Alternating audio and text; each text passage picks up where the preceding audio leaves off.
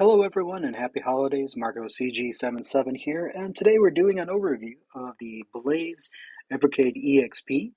This unit just did come out. Of course, this version is the standard version. It did have a limited release in the UK that is color black.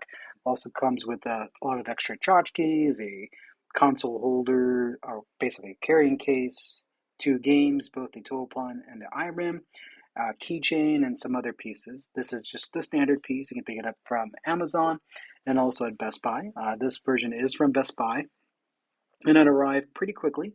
And it came with iRim packed in, and I did also pick up the Toa plan separately. This system, as you can see, is very much Capcom themed, and it does have 18 built-in titles digitally.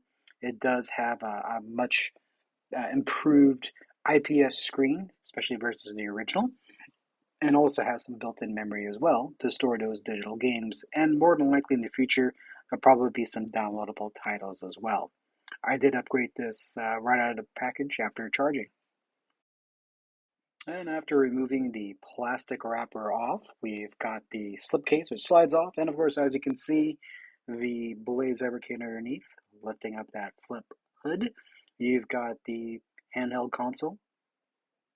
Looks nice in white. It does have a little bit of extra heft in comparison to the original Evercade handheld. It does feel good in the hands, especially when you're holding it horizontally. There's good fit and finish, and fortunately, this one did not have any defects.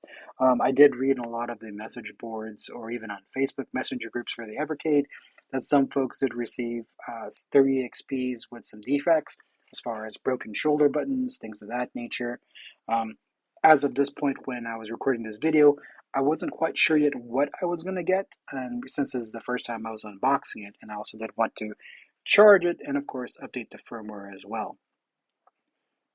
It does feel good, and it feels pretty quality in the hand. So I definitely say this is definitely an upgrade from the very first one. It does, as I mentioned, have an IPS screen as well. And then ticking off the portion here, you can now see the included iRim game bundle. Comes with 6 games. Pretty good price since, of course, it's built in, packaged in with the unit itself. If you were to purchase this from Amazon, I believe it's $29.99, but if you get it from Best Buy, it was $19.99. So depending on how you're pricing it, you're of course getting a pretty decent deal since you're getting 6 pack-in games as far as physical, and then of course the 18 Capcom games, which is digital, which I still hope in the future that they will produce as a separate cartridge, but more than that a little bit later. It does come, of course, fully wrapped.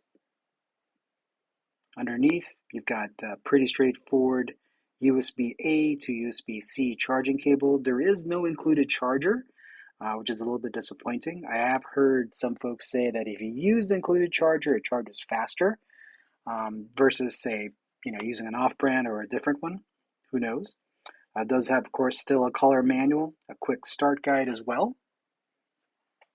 Kind of gives you the overall legend as far as the system itself, the buttons, power, all the charging labels, what the charging indicators mean.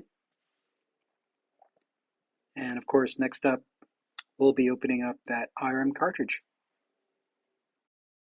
And of course, we've got the standard Evercade box, cartridge inside with a color manual. It does come with 6 arcade games. It does come with R-Type, Moon Patrol, Battle Chopper, Into Hunt, Lightning Swords, and 10-Yard Fight. R-Type, of course, is a seminal shooter, and it is arcade perfect. Moon Patrol, I actually somewhat remember from the Atari, but I honestly never played it as my neighbor who owned the Atari didn't pick up that particular game. Or it might have been ColecoVision. I can't remember what it was released on. Battle Chopper, I have not played. Into Hunt by iRim, of course, I have played. They are the developers of what later would become the Metal Slug series as well. Lightning Swords is a basically hack and slash, very akin to, say, Kung Fu, with maybe some feeling of Shinobi, but mainly Kung Fu hack and slash. Maybe even Ninja Spirit would be maybe another good analogy for it. And of course, 10-Yard Fight, one of the first arcade football games that I do recall playing, which most people remember when it came out on the Nintendo Entertainment System. Now, I did charge the unit overnight, and here it is now, basically my first time powering it on, and of course, updating the firmware, which is as of today, December 23rd, is about 348 megabytes. Fairly quick. It's about 2 minutes once it's fully downloaded, does the flashing of the system and all that, and the firmware is good to go from there. And as you can see here, after booting up, we do have the UI, which many of you are familiar with. The Evercade EXP at first showcases the cartridge. If you do have one plugged in, it will highlight the icon and of course reference and showcase the titles that are on that cartridge unit.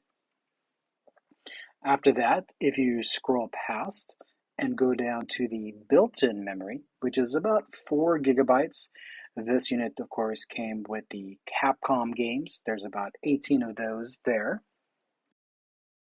And of course, the 18 games there are completely built in. It does come also with a 32-page printed manual, which I showed earlier in the unboxing. And from those games, you have classics such as the Street Fighter II Hyper Fighting, Mega Man 1, Mega Man 2, Mega Man X, Strider, 1942, 1943, The Battle of Midway, 1944, The Loop Master, Ghouls and Ghosts, Commando, Wolf of the Battlefield Mercs, Final Fight, Captain Commando, Breath of Fire, Bionic Commando, Forgotten Worlds, Legendary Wings, and also Vulgus. And of course, one of the biggest things about the EXP is you can actually play the system, or should I say, play the games in Tate mode, which for a lot of shooters that scroll vertically, this is quite handy because then you get to utilize more of the screen. Here is Mercs right here in the standard mode for most handhelds, especially if you're playing it on the Switch before rotating it. But of course, there's a button there on the bottom. Yep. By pressing that, you will flip it over to Tate mode, where you will see the D button, the D pads, along with an A and B button to play the vertical shooters. The directional buttons do feel very good. Again, very akin to the Sega Genesis 6-button controller. It does feel quite a bit tighter versus the original Evercade, which has tended to feel a little mushy to me, primarily with older titles. I will have to test, say, the Atari collection or some of the, like even ones that have Burger Time, to see if that is still the case. But it does look good playing in Tate mode, and it is very much appreciated to have the full screen, as you can see here.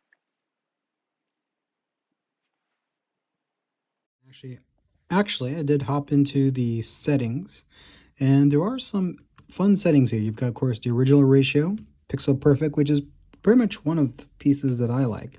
And while it is in Tate mode, you do want to use these buttons instead, as it won't let you use these ones once you're in Tate mode. So I will choose pixel perfect. Let's take a look and see what that looks like. I don't prefer any scan lines. I'm not going to do any bezels. And let's take a look. So not too bad. You do lose a little bit of the screen, but still looks very serviceable. And then the menu button is just that button right here. Brings you back there. You've got controls, of course. Pretty straightforward. I will quit this for now. After quitting the game, it does go back to the regular horizontal mode. The buttons do feel good. So you've got, of course, your standard D-pad. Very much if you're a fan of the Genesis. Very, very similar. This feels actually really good and even better than the first Evercade. The first Evercade D-pad felt a little kind of mush and loose, so I do like this one has a bit of a tighter feel to it. You've also got your menu, select Start, XY, AB here as well. On the button on the bottom, you've got the Tate mode button. the volume buttons, and then of course a light indicator shows you if the battery is low, what color it is while charging. So if it's in red, it's charging. If it's green, it's charged. If it's flashing red, it does mean it needs to be charged. You've got the HDMI port right there, and you've got the power button that you hold for 2 seconds. And I do say that's a mini HDMI port. And of course, what I did miss was that USB port is where you do charge. So I will go back. So now that we're back in regular mode, let's take a look at another title, one of my seminal favorites, Street Fighter.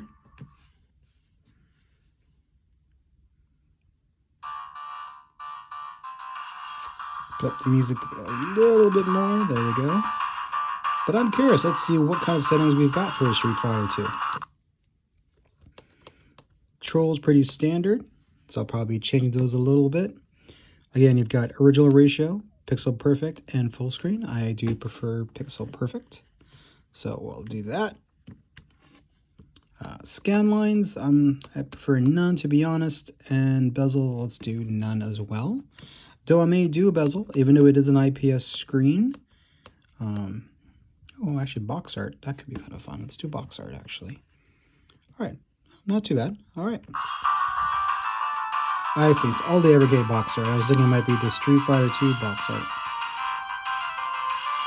Hyper Fighting from 91 and 92.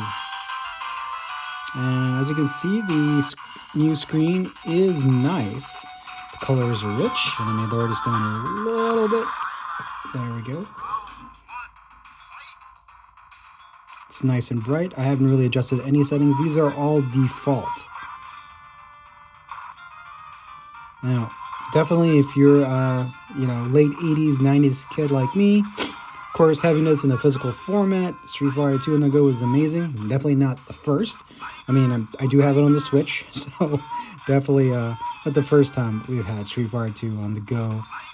Or if you got the GBA, DS versions, take your pick. PlayStation Vita, PSP, so definitely not the first time, but it is nice to have this in this handheld. All right, taking a look, and actually what I did is I played a few games, a few rounds with the EXP. D-pad, phenomenal. Especially for fighting games, feels really good. I will have to try with some of the older games. I did note in my Evercade original review that the D-pad got stuck a little bit with some of the older games because it doesn't really handle diagonals.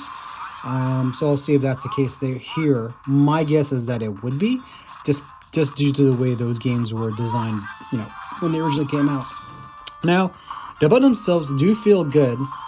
You will have to kind of break these in. I was basically trying to use these buttons, and they felt a little stiff at first when it comes to responsiveness. So I think just once you get used to it, just kind of breaking in the controls.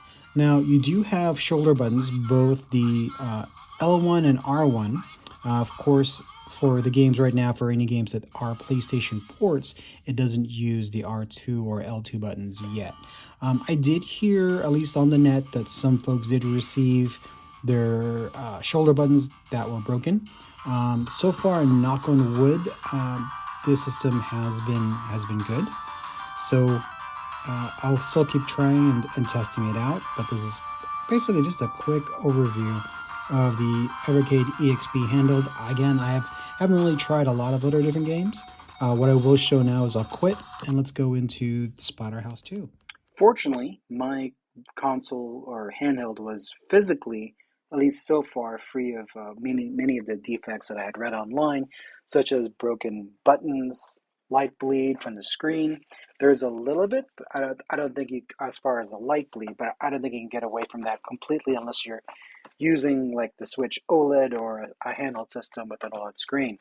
One thing that I did notice, even with the most current firmware that's online, is with the Namco Collection 2 cartridge, it actually froze up. So I was able to select, say, Splatterhouse 3, Splatterhouse 2, but it wouldn't load up past a certain point. Fortunately, it doesn't completely freeze, and I am still able to press the menu button to quit the game. But I even tried Blazing Force and other games on that Namco Collection 2 cartridge, but did not work, unfortunately. So that is the first knock so far. Hopefully, they'll be able to fix this because, of course, it does work just fine when you're playing it on the original Evercade. It does not work on the Evercade Versus, unless, of course, you do the Flash ROM hack, which the other YouTubers have shown, and you can do that online. But I'm going to wait for an official firmware update to hopefully fix this error. So far, at least with the Namco Collection 2, I was able to take out the cartridge without too much difficulty. I have heard that some of the original cartridges have a little difficulty actually sliding out, and some folks have kind of damaged or chipped the plastic on their handheld systems. All right, and instead, let's try plugging in the IRIM cartridge.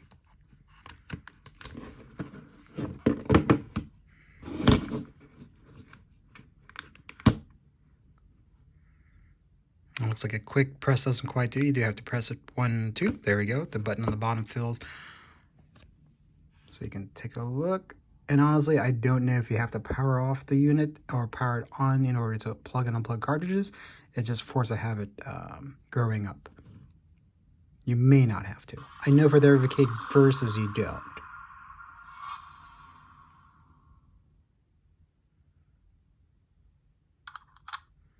All right, so here we go. We've got, of course, 10-Yard Fight. One of my favorites in the hunt. Let's try that.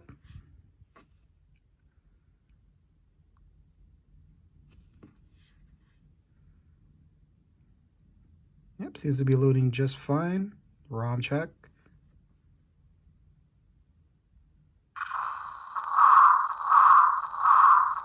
And for folks that have not played this is from the same developers that eventually went on to make Metal Slug series.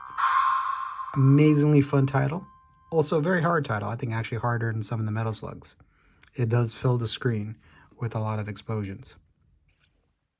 And to wrap this overview up with a summary and a comparison of the original Evercade handheld. As you can see, comparing both to one another, they're fairly close size-wise. The buttons do feel better on the EXP, along with the directional pad itself. It does feel a bit tighter, not quite as mushy or loose. The EXP does have, of course, now a L1 and L2 and an R1 and R2. It is the same size screen, but visually, just because of the way it's designed, it looks smaller, but they're both 4.3 inches. However, the EXP does now have an IPS screen, which is an 800 by 480 resolution. It does, of course, as I mentioned earlier, have Tate mode. It has a 1.5 gigahertz processor, 4 gigabytes of built-in memory or storage, stereo speakers, which sound honestly about the same.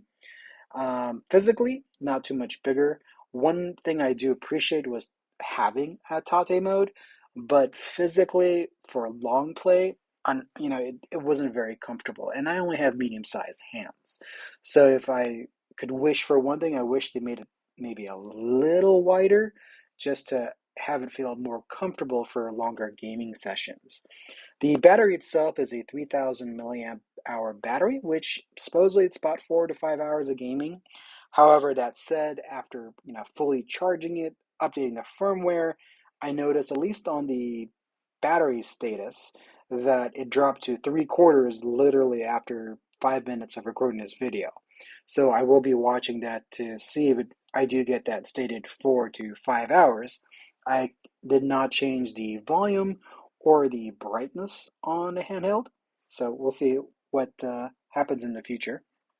Now, as far as the Evercade EXP, who is it for? It's basically, if you're an Evercade fan, the system is for you.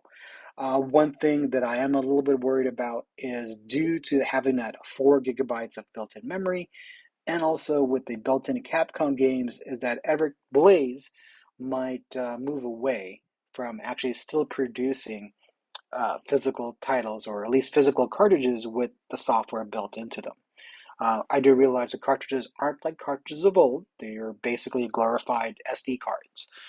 That said, I still, would like to have it and continue to have software games on a physical cartridge, because otherwise, that was really the whole point of getting the Evercade, if they're going to go move to mainly just software only digital titles, I honestly probably would have never picked up any of the Evercades because that's why I have a Nintendo Switch. That's why I have a Steam Deck. I already have enough digital titles. I do want to collect physical titles as well. And of course, with the Switch, you can buy most of the games physically. There are, of course, some titles like the ACA Neo Geo, which you can't. I am still hoping in the future that they do release some Sega, Konami, and SNK titles.